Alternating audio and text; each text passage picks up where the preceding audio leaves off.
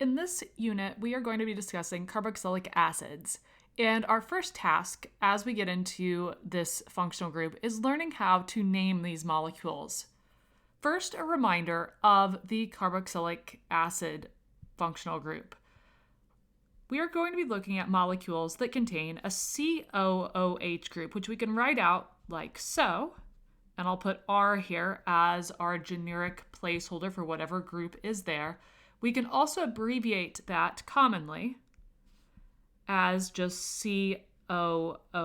So anytime you see COOH, recognize that it's referring to this combination of a carbonyl directly bonded to a hydroxy group. Another term that you may see used is when referring specifically to this portion of the molecule that I've circled in blue. We refer to that just as a carboxyl group. A carboxyl group, as the name can be dissected here, is referring to a carbonyl group, which makes up the carb part of the name for carbonyl, in combination with that carbonyl group that we've highlighted in green. There is a hydroxyl group, and that gives us the oxyl suffix there. So a carboxyl group is referring to a carbonyl group that's directly bonded to a hydroxy group, and as part of a whole molecule, we refer to that as a carboxylic acid.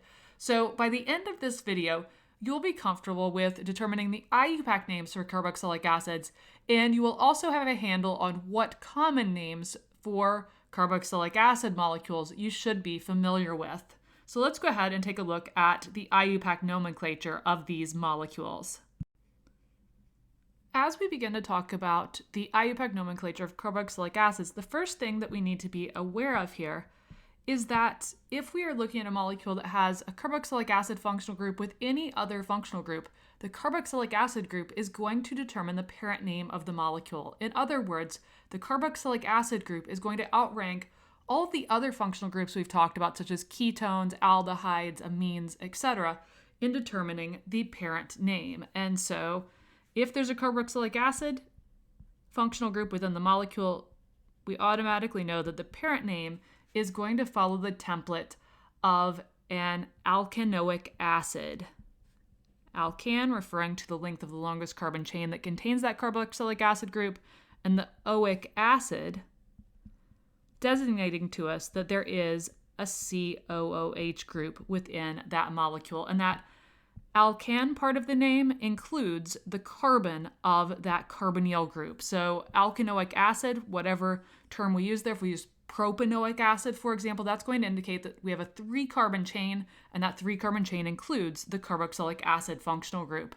And then from there, once we had found the longest carbon chain that contains the carboxylic acid group, we would then name all of the branches coming off of that longest carbon parent chain according to the rules that we have talked about all along. So let's go ahead and do an example of this.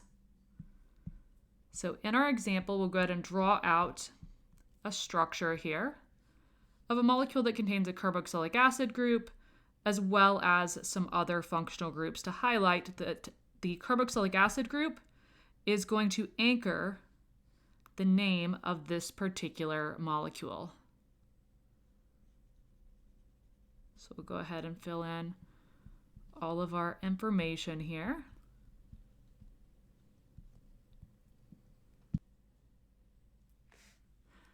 All right, so let's go ahead and get started with naming this molecule. Finding our longest carbon chain, we have to start the longest carbon chain at this carbon that I've highlighted in green, that is the carboxylic acid group carbon. So we'll start here with our longest carbon chain. We come over to here where my green highlighter ends at the moment, and we have 2 possible paths we can go. We can go upwards through here. That would result in an additional 3 carbons in our chain, 1, 2, 3. Alternatively, we can come over here and go 1, 2, 3 to come up with an alternative chain. Now, the way that we decide which direction to go is if you are at a branch point and there's a tie for number of carbons in the chain going in either direction, in other words, 3 carbons here, 3 carbons here, the way we make the distinction is we go in the direction that will maximize the total number of branches within the molecule. And so if we were to take this route as the parent chain that I'm highlighting here, that would mean there would be only 1 branch coming out of the parent chain. That would be this entire group right here would form a single branch. So on the other hand, if we continue our parent chain this way up through here, like I'm highlighting, that would result in the recognition of 3 additional branches coming off of this chain that I'm highlighting. Those branches being the propyl branch, the chlorine branch, and the oxo branch, that carbonyl branch here.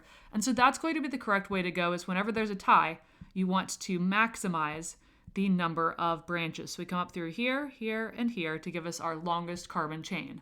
I'm going to go ahead and go back in and number that. So starting from the carboxylic acid group, if there's a molecule with a carboxy group, it is always going to be that carboxy carbonyl will be carbon number 1 of the chain, because the carboxy group outranks all of the other groups in determining the longest carbon chain and what end of that chain you number from. So here is our longest carbon chain of 6 carbons. That means that our parent name for this molecule, based on that 6 carbon chain, is going to be hexanoic acid. So hexan, because it's a 6 carbon chain, oic acid, indicating to us that there are 6 carbons in that chain of carboxylic acid. So now that we have done that, we need to go ahead and fill in the identities and locations of our branches. So I'm going to go ahead and highlight the 3 branches that are coming off of that parent chain. We have this 3 carbon chain here, which we would refer to as a 3 propyl group, because it's just a linear 3 carbon chain. We additionally have our chlorine atom here, which we refer to as a chloro group, and it's at position 4, and so therefore we call it a 4-chloro group. And then finally, at position 5, we have a carbonyl group, and that carbonyl group we refer to as an oxo group, so this would be 5-oxo. Now what we do is fill these branches in alphabetical order into the name. So oxo, chloro, and propyl. Chloro comes first in the alphabet, and therefore the name for this molecule is going to start with 4-chloro. Going in alphabetical order now, O comes before P, so it'll be 5-oxo. And then P for propyl, 3-propyl hexanoic acid. Now, there's more. We also need to assign the configuration of the molecule wherever possible. As we look at this molecule, you should see a total of 2 stereocenters within the molecule. So those 2 stereocenters are located both here, where I'm placing the red star at carbon 3, and at carbon 4. Now, at carbon 3, this particular stereocenter will remain unassigned, meaning we cannot assign this stereocenter that I'm highlighting at carbon 3 as R or S, because there are no wedges or dashes here. We only have lines, and so therefore we don't know whether that particular stereocenter is R or S. But at position 4, we do have a wedge drawn there, and so therefore we can assign the RS configuration of this. So in order to assign that RS configuration at carbon number 4, we're going to rank the groups that are directly bonded to that carbon. We have a chlorine, which is going to be ranked number 1 because it has the highest atomic number of the 4 groups that are bonded to that carbon. Second highest ranked is going to be coming over to this carbonyl carbon, because it's a carbon directly bonded to oxygens, 2 oxygens to be specific, since we count that pi bond twice. Third highest ranking group is going to be coming down here, headed toward carbon number 3, where I'm highlighting. So I'm going to go ahead and plug that in as the third highest ranking. And then, of course, number 4 would be the hydrogen that is not shown, that is pointed away from us on a dash. So going from 1 to 2 to 3, and remembering that the chlorine is pointed toward us, hydrogen points away from us. Since the hydrogen points away from us and our arrow is counterclockwise, that means that this configuration at position number 4 is 4s. So our complete name for this particular molecule would be what I'm highlighting here in yellow. So that is a summary of how we will go about determining the IUPAC names of carboxylic acids. Let's do another example, and in this example, let's consider a scenario where we have a molecule that has not just one carboxylic acid group in it, but it has 2 carboxylic acid groups in it. In the case of a molecule that has 2 COOH groups, in other words, a dicarboxylic acid, the IUPAC nomenclature of those types of molecules will be named by adding the term dioic acid to whatever the parent alkane name is. So if we have a total of 6 carbons in our chain, including the 2 COOH groups, the parent name would be hexane dioic acid. Let's do an example of this to make sure that we're all on the same page with this. So in our example problem, what I'm going to do is draw just a structure here that has 2 carboxylic acid groups. So we'll go ahead and draw this and this. I'm going to go ahead and plug some extra fun into our chain here, like so. So to name this molecule, we find our longest carbon chain that contains both of the carboxylic acid groups. So that's going to come through here. What I'm highlighting in blue would be our carbon chain. I'm going to go ahead and highlight our oxygen atoms there as well. We number that longest carbon chain, beginning at the end closer to where the second branch comes off, or closer to where a branch comes off, I should say. So at both ends here, we have a carboxylic acid group. So how do we decide which of these 2 carboxy groups we start numbering from? We start numbering from this end because it's from this end that we come to another group more quickly than if we started from this end. So go from the group, the carboxylic acid group, that has another branch coming off sooner. So numbering 1, 2, 3, 4, 5, 6, 7 gives us our 7 carbon chain, which if that was just a standard alkane, it would be hexane. So since it has 2 of the carboxylic acid groups, we call it hexane dioic acid.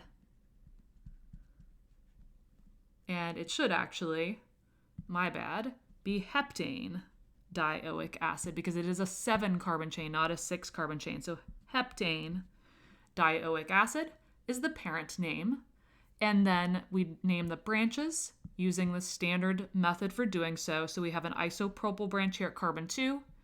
And at carbon 4, we have an oxo branch, that carbonyl branch. So going ahead and entering those as our branch names here at the front end of the name in alphabetical order. Isopropyl comes before oxo. So we'd call this 2-isopropyl, 4-oxo heptane dioic acid.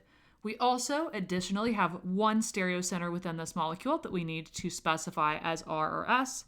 I'm putting a star on that, assigning ranks to the groups that are bonded there. The highest ranking would be the carboxylic acid group because it's a carbon, which we would count as having 3 oxygens directly bonded to it, versus coming in this direction, we have a CH2 group. Coming in this direction, we have a CH group with 2 carbons. So this is going to be the higher ranking direction to go. Because coming in this direction, you would have 2 direct bonds to carbon here and only 1 to hydrogen. Here you have 2 direct bonds to hydrogen and only 1 to carbon. Carbon is a higher atomic number, so that's going to take priority down here, giving that ranking number 2. And then third highest ranking would be coming over this way. So going from 1 to 2 to 3 is going to result in us concluding this is R. And since there is only 1 stereocenter in this molecule, it's not necessary to put that it's 2R because there's only 1 position of this entire molecule that would have the possibility of an R or S configuration. Now, in the world of common names of carboxylic acids, there is quite a long list of common names that are assigned to different carboxylic acids because of the fact that carboxylic acids have been known for literally hundreds of years. And so as a result, many of the common names are very, very much deeply rooted in everyday language. These names also appear in the names of a variety of biomolecules, which are derived from fatty acids. And so as a result, there are several common names that are out there. The ones that you need to be aware of and able to recognize for this class are the terms acetic acid. Acetic acid is a 2-carbon carboxylic acid, like so. This is the acidic component of vinegar. Additionally, formic acid is another common name that you should be aware of, and that refers to a 1-carbon carboxylic acid. So much like formaldehyde is a 1-carbon aldehyde, formic acid refers to the 1-carbon carboxylic acid. You could also refer to this by the IUPAC nomenclature, which would result in it being called methanoic acid. Another one that we have seen before, which I will include on this list here for reference, is benzoic acid. And the term benzoic acid is so deeply rooted that benzoic acid is actually also considered an acceptable IUPAC name and the most commonly used IUPAC name for this molecule, an aromatic ring with a COH group directly bonded to it.